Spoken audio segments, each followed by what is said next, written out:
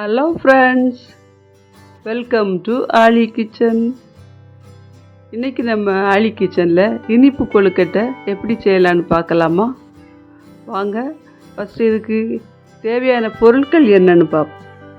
2 cup அரிசி மாவு, 2 cup நாட்டு சர்க்கரை, 2 கப் துருவின தேங்காய், 2 ஸ்பூன் நெய், 1 ஸ்பூன் பொடித்த ஏலக்காய், 1/2 ஸ்பூன் உப்பு, 50 கிராம் முந்திரி பருப்பு, 2 ஸ்பூன் சீனி.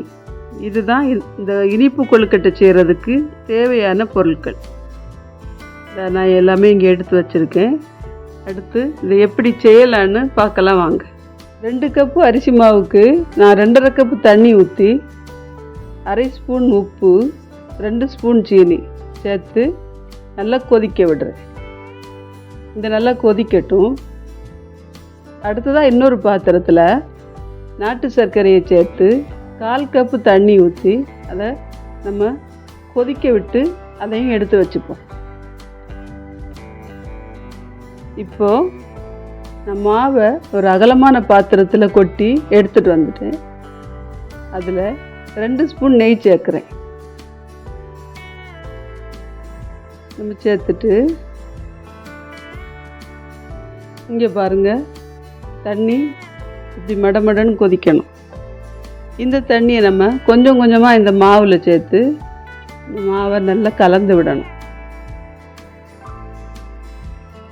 கலந்து சப்பாத்தி மாவு பதத்துக்கு நம்ம நல்லா பிசைஞ்சு எடுக்கணும்.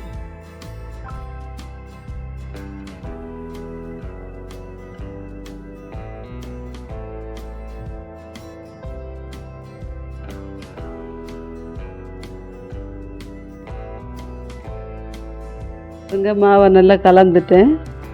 இது ஒரு 5 நிமிஷம் நம்ம மூடி போட்டு மூடி வைப்போம். இப்போ நல்லா சூடாக இருக்குது. இது நம்ம கொழுக்கட்டைக்கு உள்ளே வைக்கக்கூடிய பூரணம் ரெடி பண்ணுவோம். நான் ஒரு கடாய் அடுப்பில் வச்சுருக்கிறேன். அதில் 1 ஸ்பூன் நெய் ஊற்றுறேன். நெய் ஊற்றிட்டு நான் முந்திரி பருப்பை குட்டி குட்டியாக உடச்சி வச்சுருக்கிறேன். அதை இதில் சேர்த்து பொன்னிறமாக நம்ம முதல்ல அதை வறுத்து எடுப்போம். வறுத்துட்டு அதிலேயே 2 கப்பு தேங்காய் அதை கொட்டி அதையும் 2 நிமிஷம் மிதமான தீயில் நம்ம வறுப்போம். வறுத்துட்டு 1 ஸ்பூன் ஏலக்காய் அதை போடுறேன்.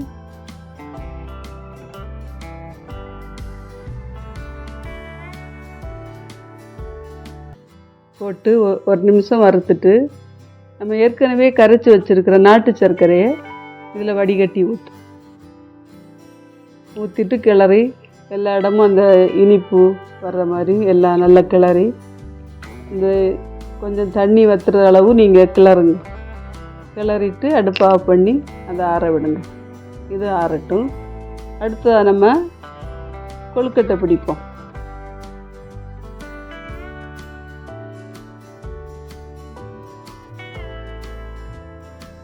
அடுத்ததாக நம்ம கொழுக்கட்டை ரெடி பண்ணுவோம். இந்த மாவுலேருந்து ஒரு சின்ன பீஸ் உருண்டையாக எடுத்து நம்ம நடுவரில் இதில் வச்சு சின்ன கிண்ணம் மாதிரி ஷேப்பில் செய்வோம். செய்துட்டு அதில் நம்ம பூரணத்துலேருந்து ஒரு சின்ன உருண்டை எடுத்து இதுக்கு உள்ளே வச்சு லேசாக அமுத்தி அதை கவர் பண்ணி ரவுண்டாக பால் மாதிரி செய்வோம். பாருங்கள், இது மாதிரி மீதி இருக்கிற எல்லா மாவையும் நம்ம கொழுக்கட்டை செய்வோம்.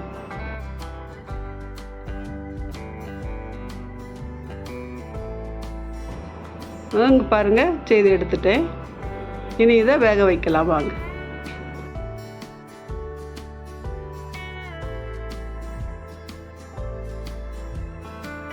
கொழுக்கட்டைகளை வேக வைப்போம். நான் பாத்திரத்தில் 1/2 லிட்டர் தண்ணி ஊற்றி கொதிக்க வச்சுருக்கேன்.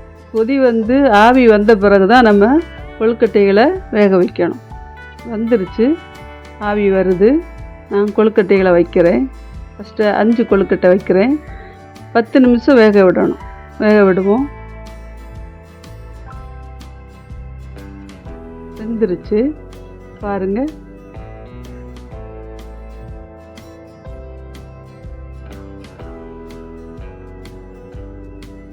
சுவையான இனிப்பு கொழுக்கட்டை ரெடி ஆயிருச்சு. நீங்களும் இது மாதிரி உங்கள் வீட்டில் செய்து பாருங்கள். எப்படி வந்துச்சுன்னு எனக்கு கமெண்ட்ஸில் சொல்லுங்கள். ஆலி கிச்சன் சேனலை சப்ஸ்கிரைப் பண்ணுங்கள், லைக் பண்ணுங்கள், கமெண்ட்ஸ் பண்ணுங்கள். மீண்டும் இன்னொரு வீடியோவில் சந்திக்கலாம். நன்றி.